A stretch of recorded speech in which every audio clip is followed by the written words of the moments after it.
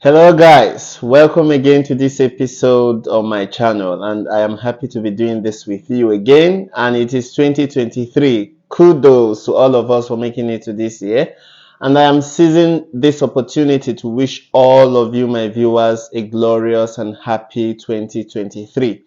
And I do hope that this year we see many of you bagging one scholarship or the other. Congratulations in advance.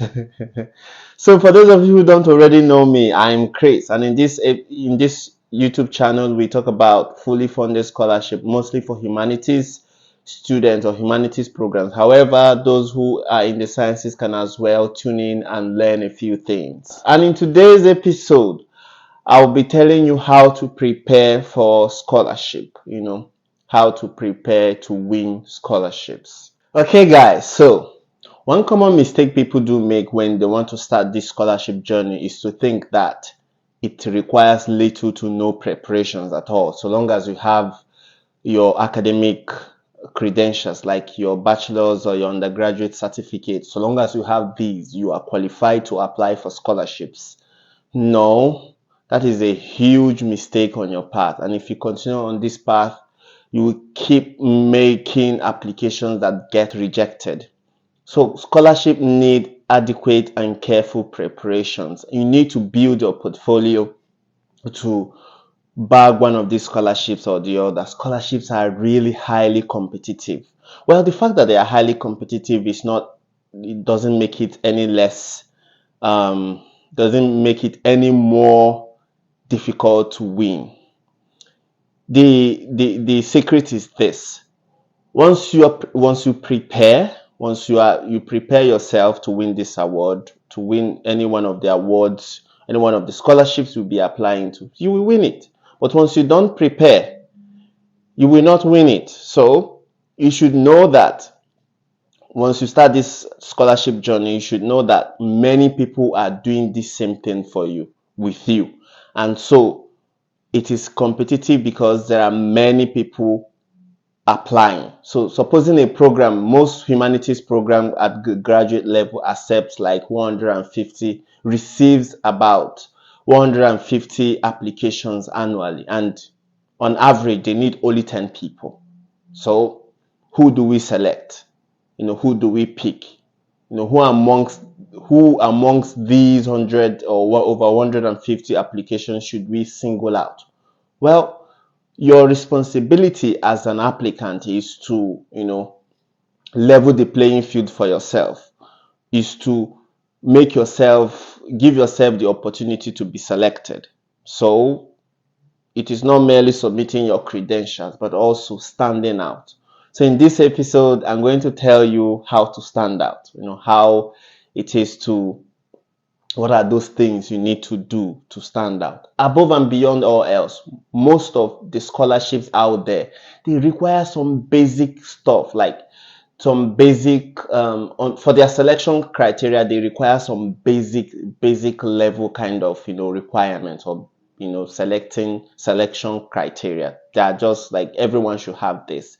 And the secret is, when you go for these 4 criteria that I'm going to give out to you now, when you prepare yourself according to these 4 criteria, you stand a better chance of winning the award, and you stand a better chance of singling yourself out of the very many applicants, or out of the very many applications that every individual awarding committee receives. So guys, after studying so many scholarship awarding bodies or scholarship awarding committees, different kinds of scholarship, I deduce about 4 areas of interest, or 4 areas that they are very much concerned with.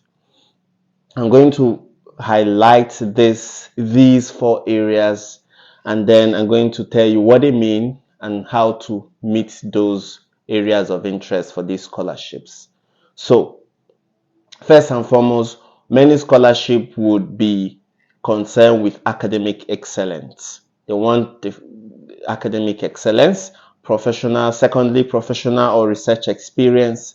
Thirdly, leadership potential. And then fourthly, community service. So I'm going to tell you what these things are, but before that, I'm going to sample 3 different kinds of scholarship: the Daad scholarship, the Mastercard Foundation scholarship, and the Rhodes scholarship. I'm going to read some of their selection criteria and tell you that, and show you how they emphasize on these 4 areas that I have named or mentioned. So let's go to Daad scholarship. Well, part of their selection criteria is that eligible applicants must have completed their prior degree with a minimum aggregate of 85%. I don't know, in some places 85% is first class, so you must have a first class invariably. I really don't know what this 85% mean on the general or for this particular Daad scholarship, but on average you have at least first class, at least second class up, I mean. And then they said each candidate must have at least 2 years of work experience. Remember, a work experience which might include in terms of field research, employment, and graduate assistantship.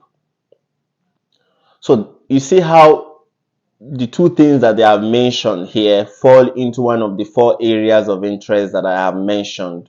For this one, professional or research experience, and then academic excellence, right? So let's go to another scholarship. Let's go to Mastercard Foundation scholarship.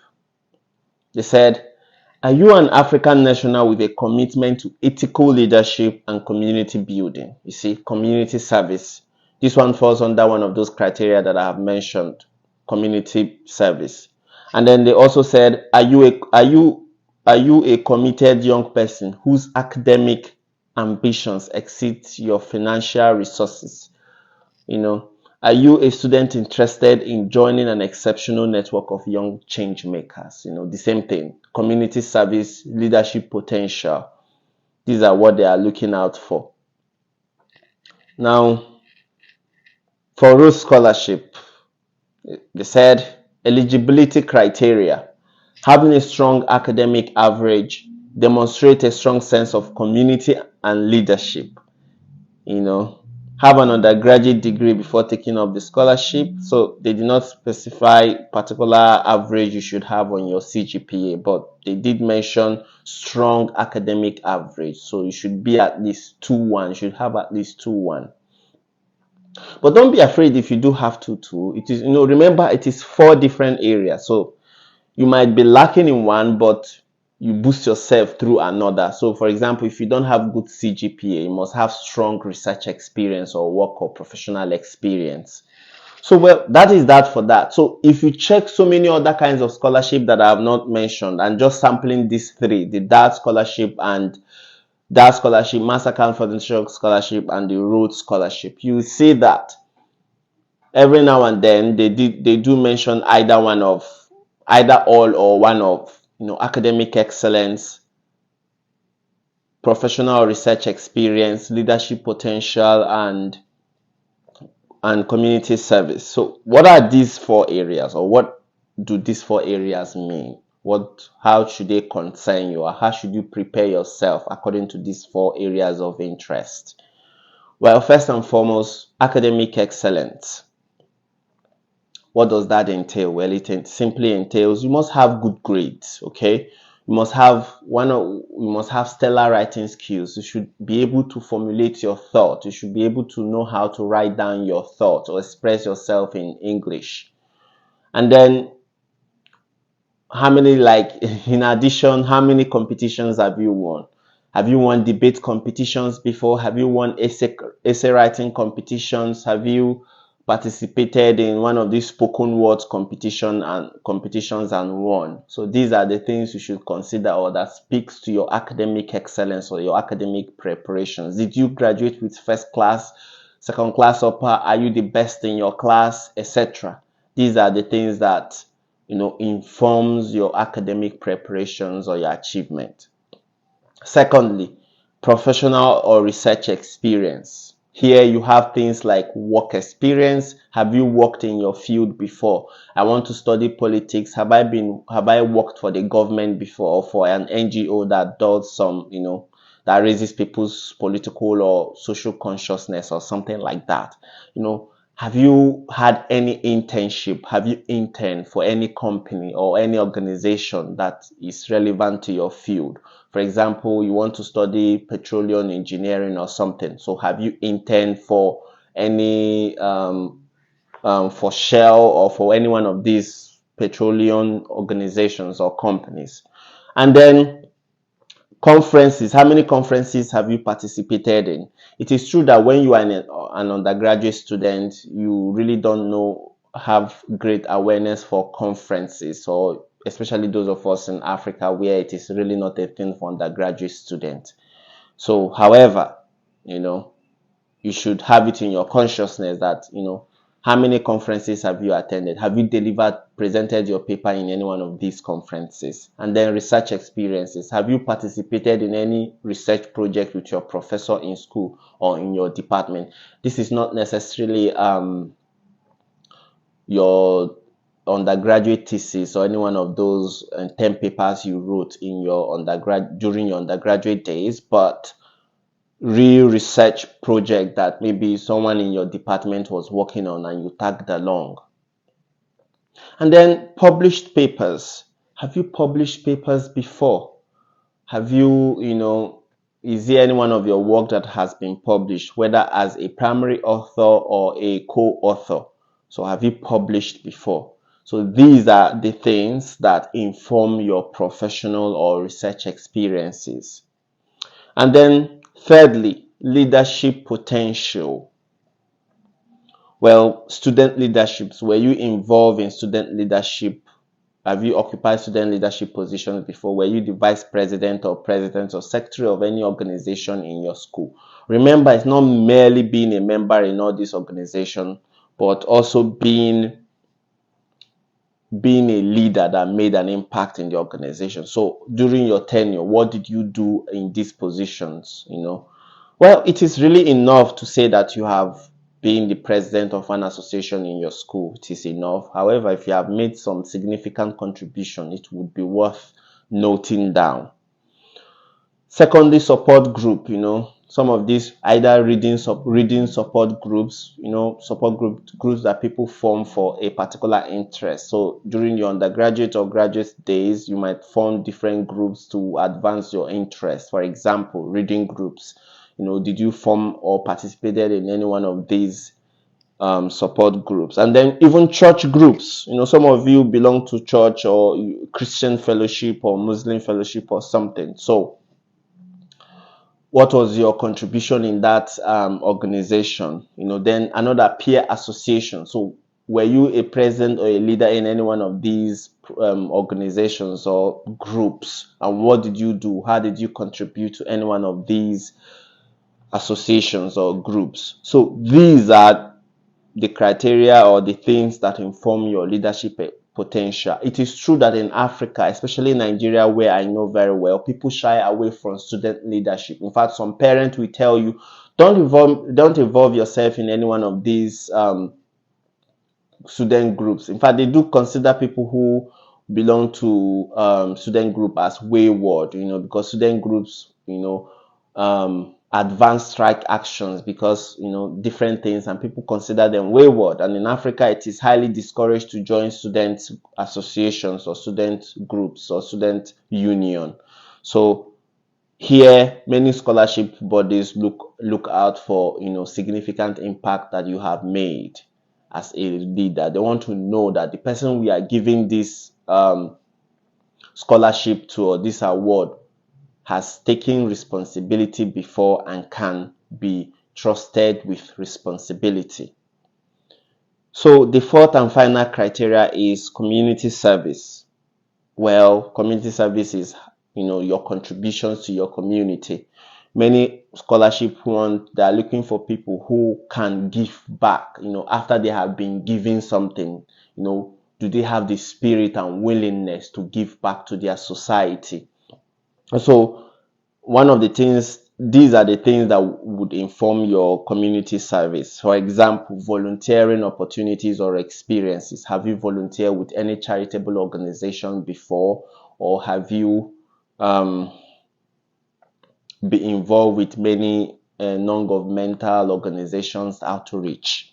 And then social, what social causes have you propagated or advanced? Did you fight against female gender mutilation or insecurity? So in Nigeria, those of you that have championed EndSARS protests, this is time to really highlight your contributions to that protest. And then if you do have things like YouTube channels or social media